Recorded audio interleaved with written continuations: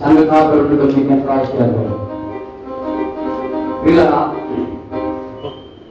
చాలా సంఘాల్లో ఇంత చక్కగా పాటలు పాడేవారు లేరు. ఈ తెలంగాణ ఈ ప్రాంతంలో ఏం పాడతారని అనుకున్నాను నేను. మీకు దేవుడు చక్కని స్వరాలు ఇచ్చాడు, చాలా బాగా పాడారు. దేవుడికి స్తోత్రం. నేను ఎంత గొప్పగా పాడలేను, ఇలా నా తృప్తి వరకు నేను పాట పాడి ప్రభుని హల్లెలూయా. ఒకసారి గట్టిగా చప్పట్లు కొట్టండి. చాలా ఉత్సాహంగా ఉన్నారు ఎవరి బిడ్డలు. మీ అందరికీ మరొకసారి నా హృదయపూర్వక వందనాలు. మా హృదయ వేదనలు తీర్చిన దేవా, మా బాధలు భరించిన ప్రభువా, మా పాపము క్షమించిన దేవా, మాపై నీ ఆత్మవర్షము కుమ్మరించు మా ప్రభువా, మమ్మీ పాద సేవయో నీవు పొందేవా యేసు ప్రభువా.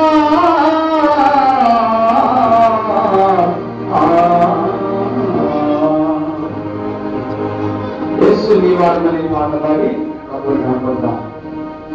యేసు నీ వారము, నీవే మా రాజువు.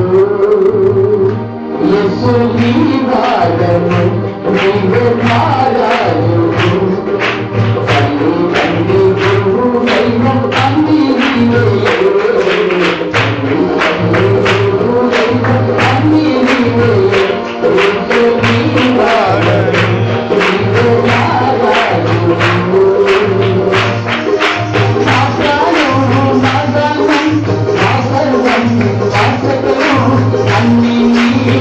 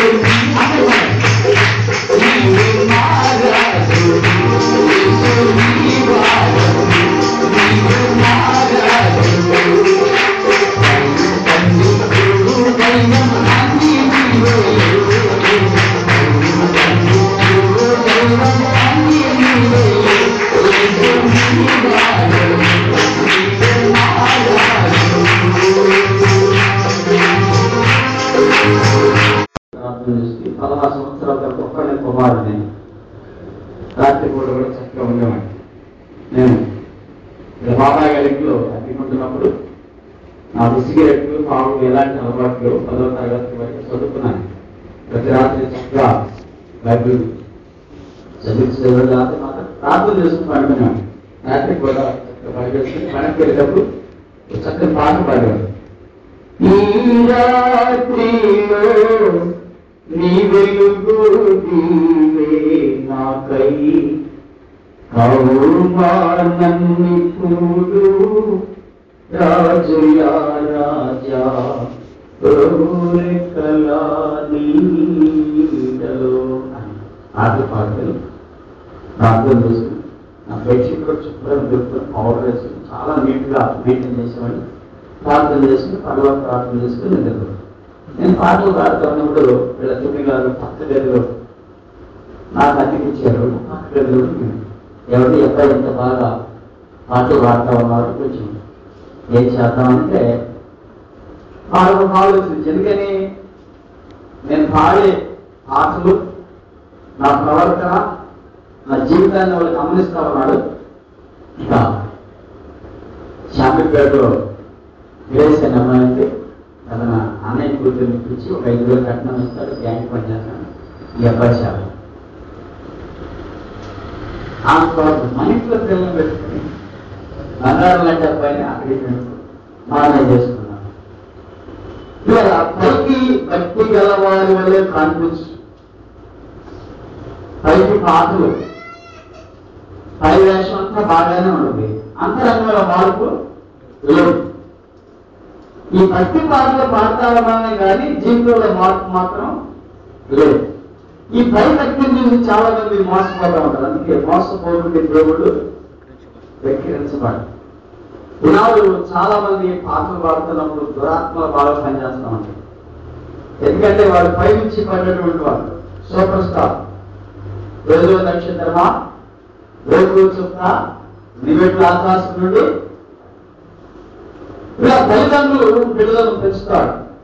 నా సాక్షి చెప్తే 2 మాటలు నాకు జ్ఞాపకం వచ్చిన విషయాలు మీతో పంచుకోవాలని నేను ప్రేరేపించబడతా ఉన్నాను. దేవుని యూదులు వారి పిల్లలకు 12 సంవత్సరాల వయసు లోపలే ధర్మశాస్త్రం అంతా నేర్పించేస్తారంట. దేవుని స్తోత్రం చెప్పండి. ధర్మశాస్త్రం పాత పుస్తకం కంట. మా సండే స్కూల్ ఎల్కేజీ వారి దగ్గర నుంచి 6th క్లాస్ వారి వరకు 4 అధ్యాయాలు చెప్తారు వారానికి. ఎన్ని అధ్యాయాలు? ఇక్కడ ఉండి నేను సత్యం చెప్తాను. ఒక కంటత వాక్యం, ఒక చిన్న పాట పాడటం, అధ్యాయం అప్పుడు చెప్పాలి, చూడమని రాయాలి. దేవుడి స్తోత్రం చెప్పండి. కొద్దిమంది ఉంటారు నా దగ్గర. ఆ ఉన్న వాళ్ళందరికీ ఇజ్రాయెల్ చరిత్ర చెప్పేస్తారు. ఇజ్రాయెల్ చరిత్ర అబ్రహాం దగ్గర నుంచి ఇజ్రాయెల్ చరిత్ర పుస్తకం అంతా వాళ్ళకి అధ్యాయాలు నేర్పిస్తారు. వాళ్ళకి ఆసక్తి కలిగి ఇవేమంటే యాంటీగా ఉన్న వాళ్ళ పాస్టర్ పిల్లలు నా దగ్గర పంపుతారు. దేవుడి స్తోత్రం. కారణం ఏంటంటే అక్కడ విషయం బాగుండు నడవలసిన త్రోవల వారికి.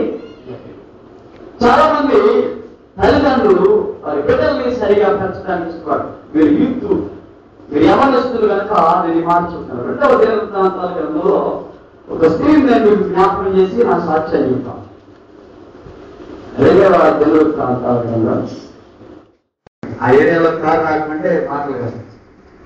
అన్ని పేర్లు కారు చార్లు పెడితే నేను వేసేవాడిని. కారు రాకపోతే డబ్బు తప్పించినా పని చేసేవాడిని, కానీ కారు లేకపోతే మాత్రం పని చేయమని గట్టి జ్ఞాపకం అనమాట. నాకు అంత గర్వం అనమాట. ఎందుకంటే గర్విష్ఠుడు నా నెత్తి మీద కూర్చున్నారు. గర్వం పంచి గర్వులనైనా మెప్పుతాడు. గర్విష్ఠుడు అనేది మీకు చాలా మంది గర్వపడతారు. డబ్బులు బట్టి, ఉద్యోగాలను బట్టి, బంగారాన్ని బట్టి చాలా మంది గర్విస్తూ ఉంటారు. నేనైతే ఆ సినిమాలో టీవీలో టైటిల్స్ నా పేరు వస్తున్నప్పుడు గట్టిగా సిగరెట్ తాగుతుంది జాన్ బాబు అనుకున్నాను. నేను అనుకునే ఉన్నాను. ఎందుకంటే ఎవరు ఆ స్టేజ్కి రాలేదు కనుక నన్ను అందరూ అచ్చయిపడేవాడు. ఇలా వాళ్ళే పిలిచి విక్టరీ మత్స్యం వాళ్ళు మొట్టమొదటి నన్ను డైరెక్ట్ చేశారు. ఈ మత్స్యం అంటే శారదాలు కొట్టేవాడు, రామారావు కూడా బయట. అంత మంచి డైరెక్టర్. ఎవరైనా ఆ డైరెక్టర్కి వంతులు మొట్టమొదటి సినిమా, నాగార్జున మొట్టమొదటి, కృష్ణ కొడుకు మొట్టమొదటి డైరెక్టర్ చేశారు. అంటే అంత మంచి పరివారం ఈ మధుస్వామి. ఆయన సినిమాకు నన్ను డైరెక్టర్ చేశారు. ఇలా ఎందుకంటే దానియేలు గ్రంథంలో 3వ అధ్యాయంలో ఒక పాటను ఒకసారి జ్ఞాపకం చేయాలి. నేను ముగిస్తున్నాను. 4వ అధ్యాయం 30 వచనంలో నెబుకద్నెజరు అనే రాజు ఆయన గుర్తొచ్చాడు. అమితా గారికి వచ్చాడు. నెబుకద్నెజరు ఒక పట్టణాన్ని కట్టాడు. ఆ పట్టణానికి ప్రాకారాలు కట్టాడు. ప్రపంచంలోనే ఈ అగ్ర సామ్రాజ్యం ఉన్నటువంటి సామ్రాజ్యాన్ని తీర్చిదిద్దాడు. దాన్ని వర్ణిస్తే చాలా సమయం పడితే దాని మీద రథం మీద ఆ కాంపౌండ్ వాళ్ళు తిరుగుతా ఉన్నాడు. ఆ పట్టణం చుట్టూ ప్రాకారం మీద రథం మీద తిరుగుతూ దానిలో తాను అనుకున్నాడు ఏమని, అనుమతి మన బయలు రాజు బబులోనును ఈ మహావిశాల పట్టణమును నా బలాధికారము నా ప్రభావ ఘనత కనపరచుటకై నా రాజధాని నాలుగా నేను అన్ని నేనే నేను నేను నేను అయాం దయాం నేను నేనే నేను తప్ప నాకు మీరు ఆలోచన ఆ మహోన్నతులు కలిసి పైన ఉండాలనుకుంటాడు. ఈ సూపర్ స్టార్ అగ్ని ఉండాలంటారు. వాళ్ళు చెప్తా పోయి ఈ స్టార్లన్నీ రేపు అగ్ని ఉండాలంటే అబ్రహాము రోజున మేము అంటాం దేవునికి స్తోత్రం. ఈరోజు మీటింగ్ స్టైల్ అది హెవెన్ అండ్ హెల్. అబ్రహాము రోజున నేనుంటాను. సినిమా యాక్షన్ అందరూ అగ్ని ఉండాలా మనుతా ఉంటారు. ఇలా ఎందుకంటే నేను నేను అనుకున్నాను. ఎందుకంటే నా ఘనత కొరకు నేను కట్టించింది కదా అనుకుంటున్నాడు. నేను ఎవరితో చెప్తున్నాడు? రథంతో ఎవరితో చెప్పట్లేదు, పక్కపడితో చెప్పట్లేదు. లోపల అనుకున్నాడు, లోపల అతిశయపడుతున్నాడు. లోపల తనలో తానే ఆహా నేను నేను ఈ వాక్య దగ్గర నుంచి నేను అంత మానేసాను. దేవుడిస్తారు నేను జూబ్లీస్ లో అందరికంటే ముందు ఫిలిం స్టార్స్ అందరికంటే ముందు నేను కట్టడం లారీ వేసేసాను. అపోలో హాస్పిటల్లో సెట్ చేసినప్పుడు లారీ అక్కడ వేసేసాను. ఆ ఇటుకలన్నీ ఆ చుట్టుపక్కల పార్కింగ్ కోసం తీసుకెళ్ళిపోయి లారీ ముందు మన అక్కడ కట్టాలని ప్లాన్ చేయించాను. మంచి బిల్డింగ్ కట్టాలని మున్సిపాలిటీలో అప్లై చేయించాను. అయితే ఆ ప్లాట్ డెవలప్మెంట్ సురేష్ అనేసి అక్కడ స్టార్ పనిచేసేప్పుడు అతనే జైల్లో పెడితే నేనే దాన్ని ఏమంటారు జామీన్ నుంచి బయటికి పంపించాను. మరి వాట్సాప్లో నాకు రాసి సంతకం పెట్టింది. ఎప్పుడే కావాలని రాసుకోండి నాకేమో సూపర్ పట్టేశాను. డెవలప్మెంట్ సురేష్ నా ప్లాట్ అతనికి అమ్మేసేసాను.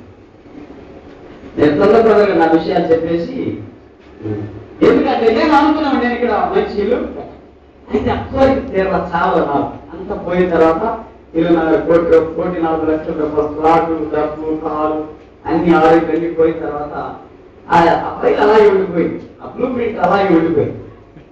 మా ఊరు వెళ్ళిన తర్వాత అదే కిటికీ అదే రూమ్ నేను కట్టి వచ్చిన వాళ్ళందరూ ఈ కిటికీ నేను తయారు చేశాను.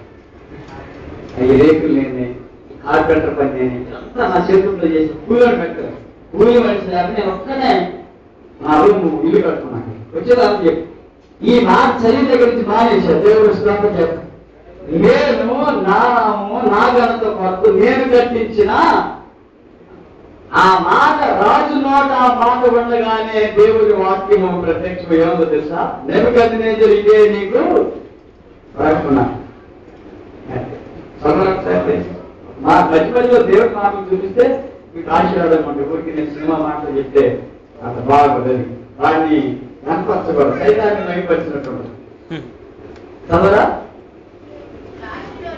రాజు నోట ఈ మాటలే ఉండగానే ఆకాశం నుండి ఒక శబ్దం వచ్చారు.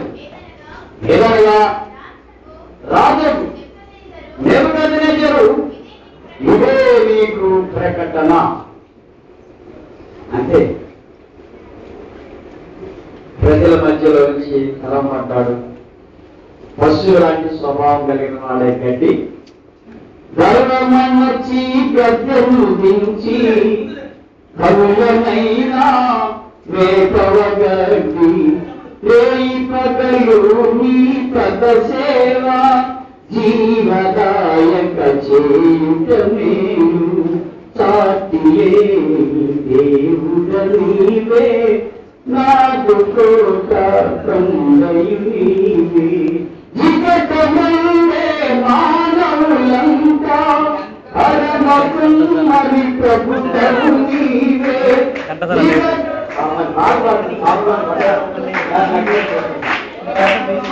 మరి ప్రభుత్వము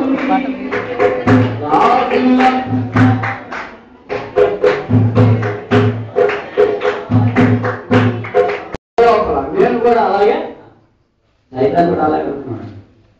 ఎవరు చెప్పు మహోన్నతులు కంటే పైన నేను ఒక సింహాసనాన్ని అక్కడ కూడా చెప్పాల లోపల అన్నా. లోపల ఎప్పుడైతే గర్వించాడో దేవుడు వాడి గర్వాన్ని అనిచాడు, నా గర్వాన్ని అనిచాడు. దేవుడికి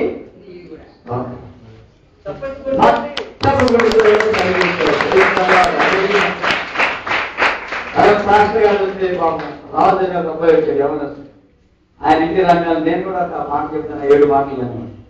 అపరంగా నువ్వు కానిచ్చేవాడు అంటే వెళ్ళిపోమని అక్కడ మొత్తం అలాగే జాగేసుకున్నాను. ఏదైనా యేసు ప్రభు శిలువలో శ్రమపడతా ఉన్నాడు. మరి దుఃఖాన్ని భరించలేక మరి మనలో అవుతుంది. మరి క్రిస్మస్ ఎప్పుడు వస్తేనా యేసు ప్రభు పుట్టాడు కదా సంతోషంగా. మరి తాగినది ఎప్పుడు మనం ఎప్పుడు తాగుతూ ఉండేవారు. నా ప్రాణమా తినము రాజము ఈ రాత్రే నీ ప్రాణం అడిగితే నీ సంపాదన ఎవరి తగును యోచించితివా.